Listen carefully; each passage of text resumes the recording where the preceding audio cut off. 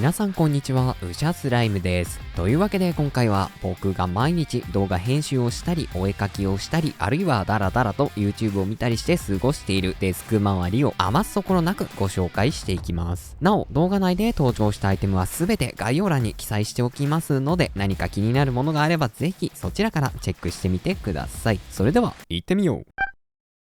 まずはデスクのモニター周りから見ていきます。大まかな構成としてはウルトラワイドモニターという通常よりも少し横長サイズのディスプレイを正面に据えて、その下と右にそれぞれ24インチサイズのディスプレイを配置しているような3画面構成になっています。正面のウルトラワイドモニターは MSI プレステージ PS341WU、 解像度は 5120×2160 であり、めちゃめちゃ簡単に言うならちょっと横長の 4K モニター。映像などを綺麗に表示してくれるのはもちろんなのですが、何よりもディスプレイ上に表示される文字が超滑らかできめ細かいので、大変文章が読みやすくて快適です。そして通常よりも横長サイズであるウルトラワイドモニターを選ぶ最大のメリットは一体どこにあるのかというと、ウィンドウを2つ並べて作業ができる。通常の16対9のディスプレイの場合、2つのウィンドウを画面内に同時に表示させたいと思った時、どうしても幅が足りず、すごく窮屈な状態になってしまうのですが、ウルトラワイドモニターであれば、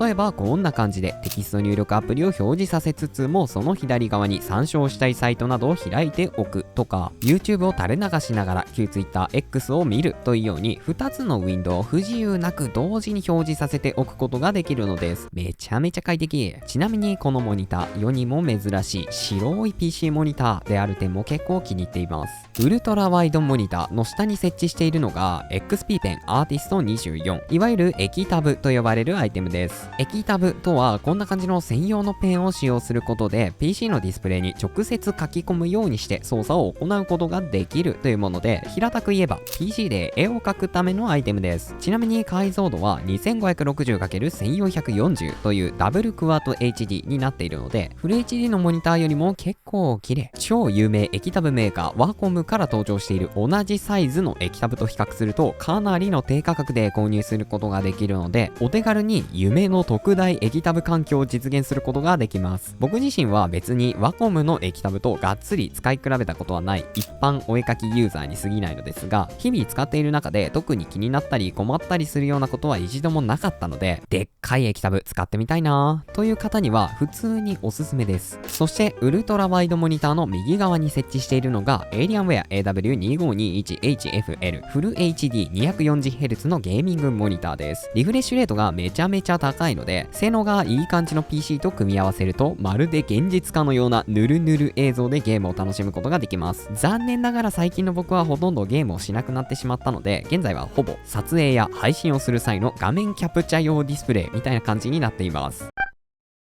もしかしたら今この動画を見ている皆さんの中で3画面構成って言ってんだけどモニター4枚あるだろうと思った方もいるかもしれません。実はウルトラワイドモニターの左側に縦長のディスプレイみたいなものを設置しています。ただこれは PC モニターではなくクソデカディスプレイがついたスマートスピーカー。こちらはエコーショー15、いわゆるスマートスピーカーと呼ばれるアイテムで、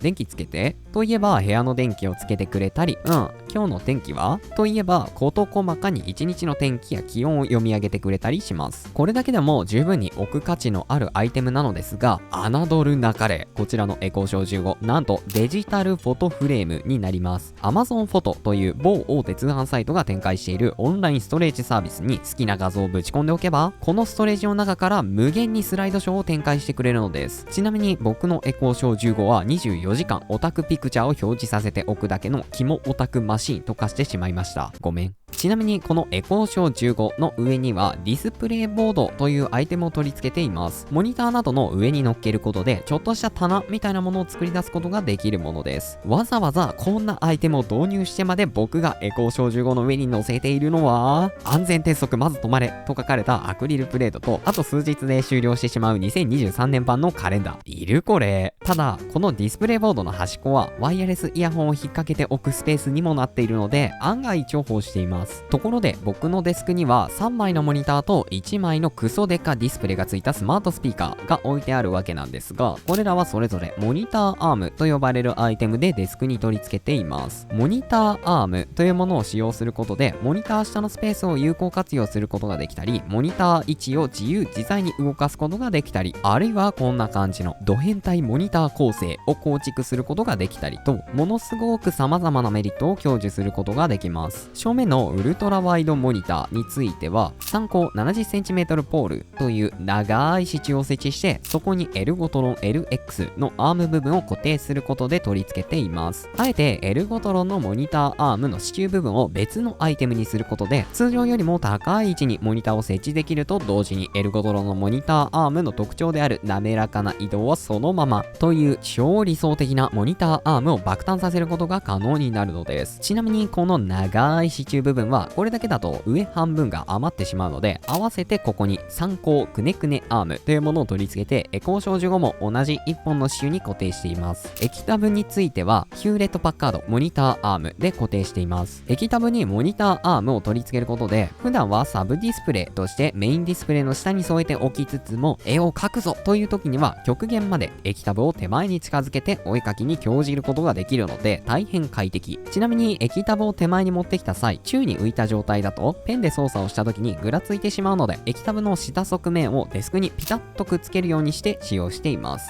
右のゲーミングモニターは Amazon Basic のモニターアームで設置しています。性能はエルゴトロン LX と何ら変わりはありませんが、単純に安いので結構あり。ちなみにモニターアームはデスクの縁にクランプで挟むように固定しているのですが、クランプ部分には補強プレートを装着しています。別に補強プレートがないからといってアームを取り付けることができないというわけではないのですが、以前使用していたデスクでは直接アームをデスクにクランプしていたことによって思いっきり天板がへこんでしまい悲しい気持ちになったので、一応取り付けています。正面のウルトラワイドモニターの上にはモニターライトというアイテムを乗っけています。こちらは電球スクリーンバーヘイロー専用のワイヤレスリモコンが付属してくるので、電源のオンオフなどを手元で簡単に操作することができます。とても明るくパキッとした光で手元を照らしてくれるのですごく快適なんですが、このワイヤレスリモコンの操作性がちょっと微妙で、毎回電気をつけたり消したりするために手をかざしてからボタンに触れるという二重の動作を行わなければなりません。なので個人的には有線リモコンで操作できるプラスの方が好きだったりするんですが、モニターライトを取り付けているモニターの位置がかなり高めであり、ワイヤレスリモコンでなければ操作できない環境になってしまったので、いろんな妥協を経て現在使用しています。とはいえ最近はこの余分な動作にも慣れてきたので許します。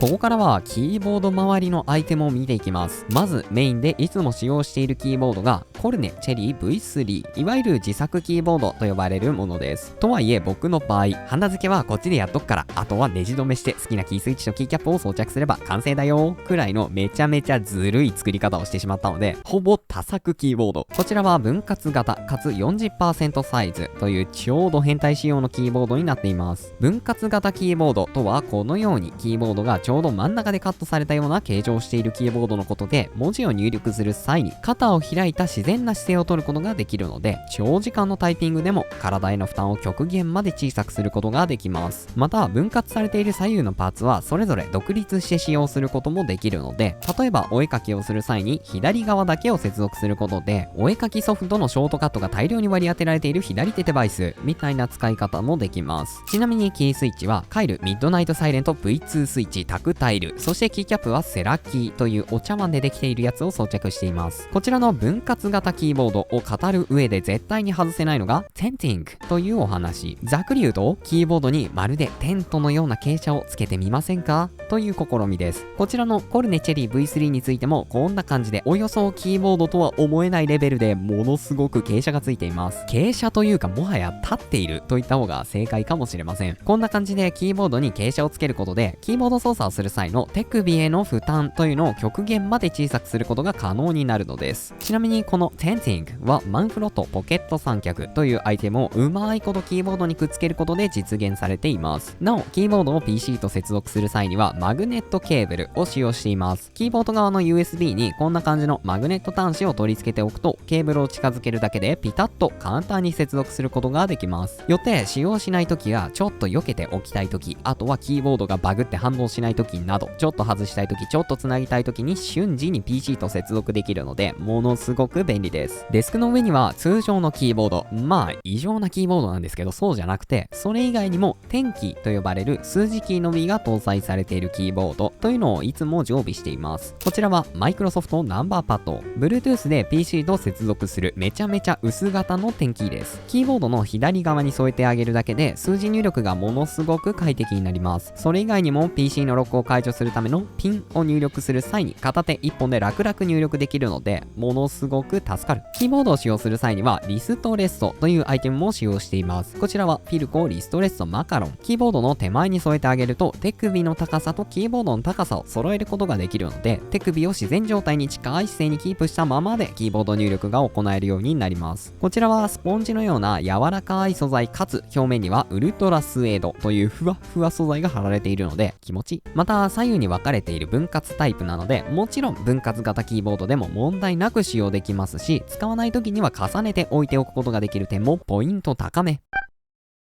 キーボードを見たら次に見たくなるのがマウス関連ですね。僕が普段メインで使用しているのはロジクール MX マスター 3S、 世界最高峰マウスだと勝手に思っているくらいにめちゃめちゃ使いやすいマウスです。本体を後ろから見てみると左から右にかけて傾斜がついているような形状になっているのですが、この傾斜が我々の手の形にぴったりとフィットするので手を乗せているだけで気持ちいい。さらに本体の左側面にはサムホイールというものが搭載されていて、通常のスクロールのみならず横スクロールについても直感的に行えてしまうので、マウスを使う上での不満が一切なくなりました。現在サブのマウスとしてデスクの上に置いているのがロジクール M575S トラックボールマウスと呼ばれるタイプのアイテムで、本体に搭載されているボールをくるくると指で回すことによって PC 上でマウスカーソルを操作することができます。つまりマウス操作をする際に本体を動かす必要が一切なくなるので、デスク上のスペースが狭い時に大活躍してくれます。特にいつも使っているのがお絵かきをする場面。僕が液タブでお絵かきタイムに突入する際には液タブを極限までデスクの手前に寄せる関係で、通常のマウスを動かすスペースはもはや消滅してしまいます。しかしそんな時トラックボールマウスがあれば、マウスを置くスペースさえ確保することができれば何不自由なくマウス操作を行うことができるようになるので、ものすごく便利。そしてたまーにやるゲームをする時に使用するのがロジクール G Pro X スーパーライト。 62g という本体重量は今でも結構軽いマウスのカテゴリーに含まれるので、新しいマウスが欲しいという感情が特に湧くこともなくずっと愛用しています。なおゲームをするときにはこんな感じでゲーム用のマウスパッドも取り出します。こちらは Xtrify GP4。 まるでマウス本体が軽くなったかのようにサラサラと滑るのでマウス振り回し放題。では通常の PC 操作ではマウスパッドを使わないのかというと、そうではありません。普段僕がこちらのデスクで PC 作業をする際にはこんな感じのデスクマットというものを敷いています。こちらは伊藤やリサイクルレザーデスクマット。個人的にはデスクの木目というのを前面に押し出したいという思いがあるので、マウスはちっちゃいマウスパッドを用意して操作をしようとも思っていたのですが、僕自身デスクにいる際には紙に手書きでメモをするというような瞬間がかなり多く、何も敷いていないデスクの上で A4 のコピー用紙にボールペンでガリガリいろんなことを書き連ねていてはいずれデスクの表面がボッコボコになってしまうのではという不安があったので、マウスパッドではなくあえてデスクマットというものを選びました。こちらのデスクマットは伊藤屋という文具店から発売されているものなだけあって、何かを書く際の下敷きとしての性能も大変グッドです。ボールペンを走らせると絶妙にデスクマットの表面にペン先が吸い付くような感触があって最高。ただこちらのデスクマットは革製なので、ちょっとルームフレグランスの液体をこぼしちゃったりボールペンのインクの中身がついちゃったりすると部分的にめちゃめちゃテカります。汚れにはめっぽう弱いのでこの上で作業をすべきではないです。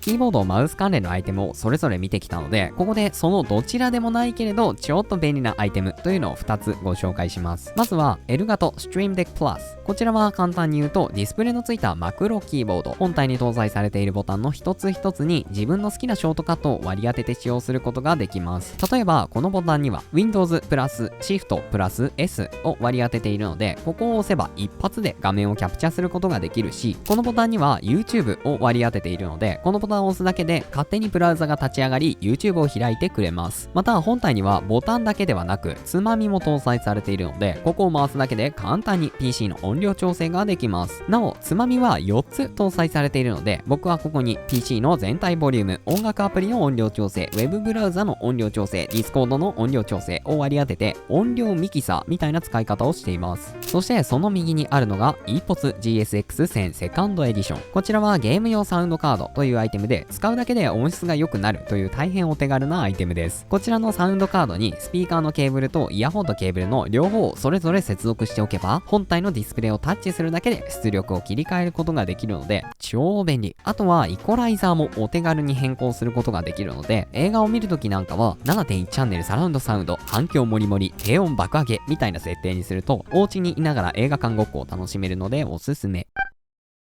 ここからは僕のデスクのオーディオ環境を見ていきましょう。僕は普段動画編集など PC 上で作業をする際にはワイヤレスのイヤホンをメインで使用しています。一番よく使っているのがゼンハイザー IE80SBT。イヤホンとは思えないほどに柔らかかつ艶やかな音を出力してくれるのでめちゃめちゃいい音。そしてもう一つ、バッテリー切れの時などサブ的に使用しているのがゼンハイザー IE100 Pro ワイヤレス。モニターイヤホンと呼ばれるタイプのイヤホンで、ほとんど飾り気のない素の音というのを出力してくれます。なので案外作業だけでなくゲーム用途でも音が聞き取りやすかったりします。ちなみにどちらのイヤホンにもアズラセドナイヤーフィットマックスというイヤーピースを装着しています。あまりにもふわふわとした心地よい感触で、なんかイヤホンの付け心地しっくりこないなみたいな瞬間がゼロになりました。そしてイヤホン以外にワイヤレスのヘッドホンも用意しています。こちらはゼンハイザーモメンタム3ワイヤレス。作業をする時にも使いますが、どちらかといえば映画を見たり音楽を聴いたりと、むしろリラックスするような場面で使います。こちらのヘッドホンは折りたたみ式になっており、ヘッドホンを開くと電源オン、閉じると電源オフになるので、ヘッドホンするぞーと思ってバンド部分をパカッと開いて頭に装着している頃にはすでに PC との接続が完了しているような状態になるので、めちゃめちゃ使いやすい。もちろん音質も素晴らしいですよ。さらにここまで紹介したワイヤレスイヤホンとワイヤレスヘッドホンを接続するためのアイテムというのも別途用意しています。こちらがゼンハイザー BT-T100 トランスミッターというもので、アプト XLL という超低遅延 Bluetooth 接続をするために使用しています。もちろんこれまでに紹介したイヤホンとヘッドホンはアプト XLL というコーデックに対応しているので、こちらのトランスミッターに接続することでまるで有線接続をしているかのように全く遅延を感じることなくワイヤレスで音を出力することができます。よって動画編集もワイヤレスでサクサク行えるわけです。なおこちらのトランスミッターは 3.5mm プラグで接続する形式になっているので、先ほど登場したゲーム用サウンドカードに接続することで Bluetooth イヤホンに対してもイコライザーをかけることができます。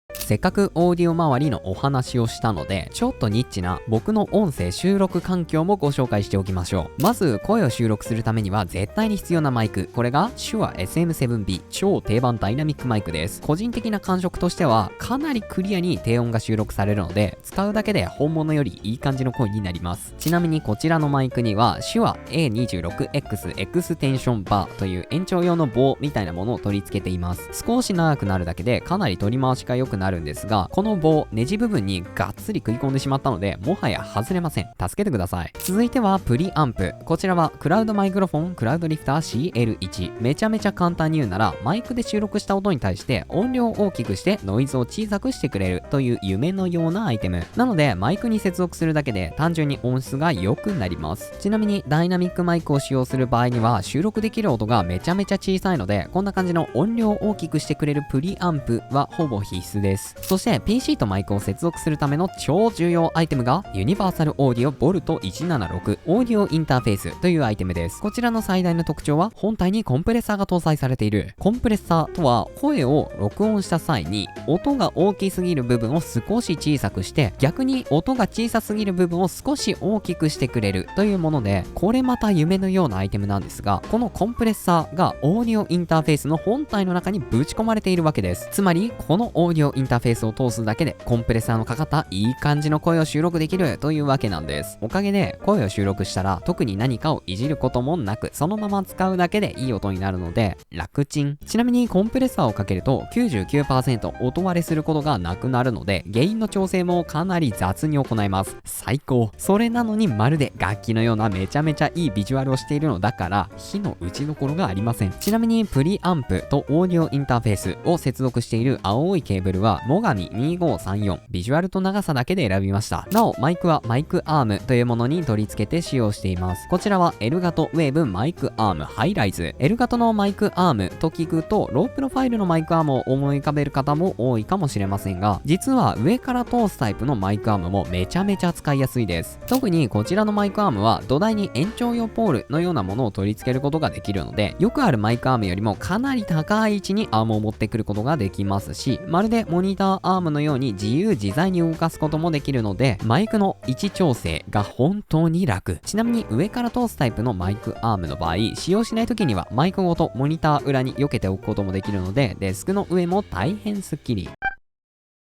ここからは僕のデスクの左部分にある手書き環境を見ていきましょう。先ほどちらっとお話ししましたが、僕は A4 の紙に手書きでメモをする習慣があるので A4 のコピー用紙と文字を書くためのボールペンをデスクの上に常備しています。まず A4 用紙を大量に立てかけているのがアイドの東京アップライト横。本体はシンプルな金属のスタンドのような感じなんですが、ここに約500枚の A4 用紙をストックしておくことができます。紙がこちらを向いているので思い立ったら即手に取ることができるし、平積みしておくよりも圧倒的にデスク上のスペースを削減することができます。ちなみにデスクの上に置いているわけではないですが、こんな感じでコピー用紙そのものも常にストックがあります。そしてその手前にはボールペンをたくさん立てています。ラミーサファリ、ラミースウィット、パイロット S20、カランダッシュ849、カラーマット X、ターコイズ。気分によって使い分けて楽しんでいます。高級ボールペンは完全に沼の領域なので絶対に足を踏み入れない方がいいです。そしてボールペンを立てかけているのは無印良品歯ブラシスタンド。シンプルなデザインながらもペン立てとしての性能が高すぎるのでこっちは参考にしてください。ちなみに手書き環境とは全く関係ないですが、ここにはコースターも置いています。こちらはソイル、珪藻土と呼ばれるめちゃめちゃ水を吸う素材でできているので、コップについている水を瞬時に吸ってくれてデスクの上が濡れてちょっと嫌な気持ちになることがなくなります。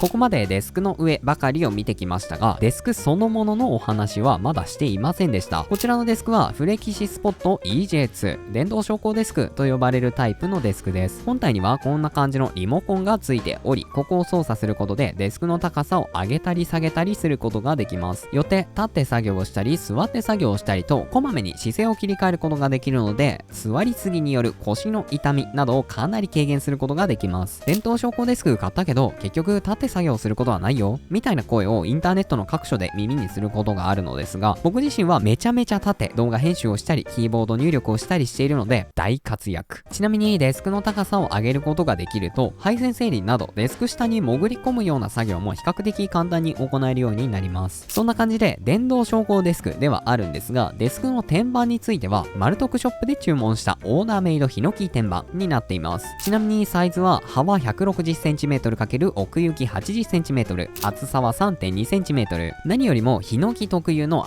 明るい色と綺麗な木目を楽しむことができるので満足度がすごい。さらにはデスクの四方の角はちょっと丸くなっていて触っても刺さるようなことはないし、デスクの手前側は斜めに削ったような形状になっているのでキーボード操作や液タブ操作をするときに腕をデスクについていても痛くなったり跡がついたりしないというこだわり付き。しかもかっこいい。オーダーメイド最高。ただしヒノキはとても柔らかい木材なのでちょっと何かをぶつけたり落としたりするだけですぐにへこみます。ちなみにこの前撮影中にカメラを思いっきり倒したらめちゃめちゃに深い傷がついてしまいました。これは僕の心の傷の深さです。せっかくの機会なので僕のデスク裏も大公開しちゃいます。なんとケーブル地獄。本来であればケーブルトレイのようなものをデスク裏に取り付けてそこにケーブルを全部まとめてしまうのがいいと思うのですが、僕はまだ可愛いオーダーメイドヒノキ天板に穴を開けるようなことはしたくないので悩みどころころ。とはいえ、できる限りの手は尽くしていて、例えば電源タップはマグネットタイプのものを2つ電動昇降デスクのフレーム部分に取り付けることで若干のスッキリ感を演出していて、また USB ハブも同じようなマグネットタイプを用意しています。さらにはケーブル裏の各所にこんな感じのケーブルクリップを貼り付けており、ここにケーブルを通すことでかろうじて床にケーブルが垂れてしまう事態を防ぐことができています。ケーブルクリップはめちゃめちゃ安いので、もう少し買い足してもいいかもなぁと思ったり思わなかったりしています。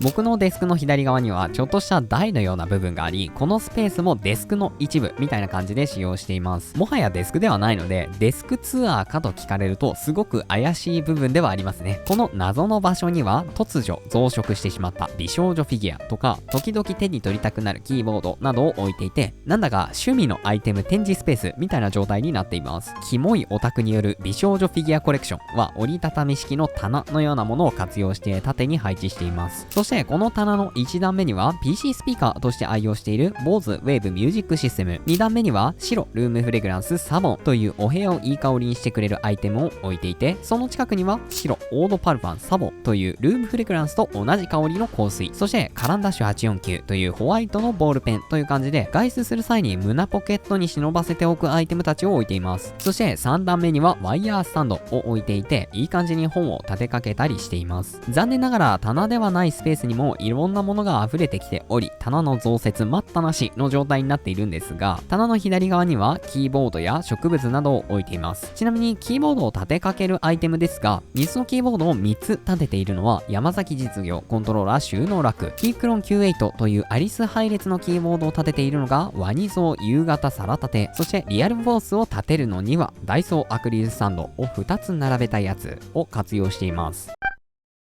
普段デスクで作業する際に使用している椅子もご紹介しましょう。スチールケースシンクザ会議室みたいな形状をしたオフィスチェアですが、ホワイトとブルーのポップなカラーリングとヘッドレスト付きの贅沢仕様で、あんまりオフィスチェア感のないところが個人的には結構好きです。こちらの椅子の背もたれ部分にはワイヤーのようなものが何本も横に走っており、背中を預けた際にこの一本一本のワイヤーたちが背中をぴったりと包み込んでくれるため、寄りかかった姿勢がものすごく気持ちいい。また座目は結構硬めなんですが、長時間座っていてもお尻が痛くならないというあまりにも絶妙すぎる硬さになっています。ただこちらの椅子ランバーサポートだけはいまいちなのですごく惜しい。なのでベッド、腰を支えてくれるクッションのようなものを背もたれに置いて座ることもあります。こちらはテンピュールランバーサポート、割と硬めな低反発素材でぐっと腰を押してくれるような感触です。ところで僕のデスクは一般的な PC デスクと比較するとめちゃめちゃ高さがあります。というのも僕が使用している電動昇降デスクの最低の高さは 71.5cm なのですが、その電動昇降デスクの足には直径約 5cm のキャスターを取り付けており、さらには上に乗っけているオーダーメイドヒノキデスク天板は 3.2cm の厚さがあるからです。つまるところ椅子に座って PC 操作するためにはオフィスチェアの高さをほぼ最大まで上げる必要があるわけです。なので椅子に座る際には足が浮いてしまわないように別途足置きも用意しています。こちらはエルゴフォームフットレスト、でっかいクッションのような感じで柔らかくかつ全体がふわふわ素材で包み込まれているのですごく気持ちいい。足を置くものとして使うのがめちゃめちゃ贅沢に感じます。